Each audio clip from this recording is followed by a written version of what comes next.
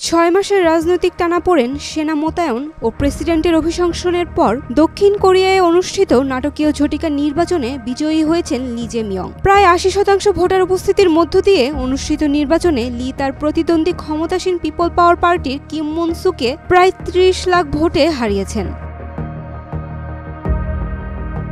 এই নির্বাচনের পেছনে রয়েছে এক রুদ্ধশ্বাস ইতিহাস। গত ডিসেম্বরে সাবেক প্রেসিডেন্ট ইয়ন সো-কিয়ল কোরিয়ায় সামরিক শাসন জারি করলে দেশ জুড়ে নেমে আসে বিশৃঙ্খলা। সংসদে সৈন্য মোতায়েন করে সরকারকে অচল করার চেষ্টা ব্যর্থ হলে তিনি অভিশংসিত হন। সেই সময় আইন প্রণেতাদের সঙ্গে লি নিচে ব্যারিকেড টপকে সংসদে প্রবেশ করে সেনা হটাতে গুরুত্বপূর্ণ ভূমিকা রাখেন।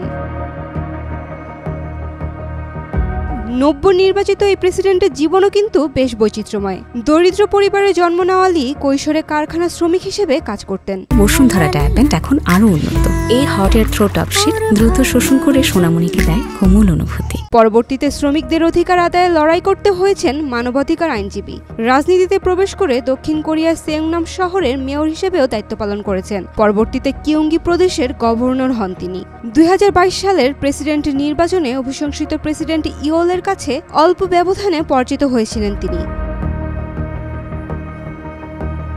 ২০২৪ সালের জানুয়ারিতে এক জনসমাবেশে তাকে গলায় ছুরি দিয়ে আক্রমণ করা হয়, যার কারণে নির্বাচনী প্রচারে এবার তাকে প্রায়শই বুলেট প্রুফ কাচের পেছনে এবং বুলেট প্রুফ ভেস্ট পরে বক্তব্য দিতে দেখা যায়। তবে নির্বাচনে জয়ী হলেও চ্যালেঞ্জ কিন্তু এখনও শেষ হয়নি। তার বিরুদ্ধে এখনও একাধিক দুর্নীতির মামলা চলমান। যদিও লি দুর্নীতির অভিযোগ অস্বীকার করে এটিকে রাজনৈতিক হিংসাত্মক মামলা হিসেবেই বলে আসছেন। নবনির্বাচিত এই প্রেসিডেন্টকে এখন অর্থনৈতিক মন্দা, ট্রাম্পের শুল্ক নীতি, জন্মহার হ্রাস ও উত্তর কোরিয়া নিয়ে জটিল কূটনীতি সামলাতে হবে।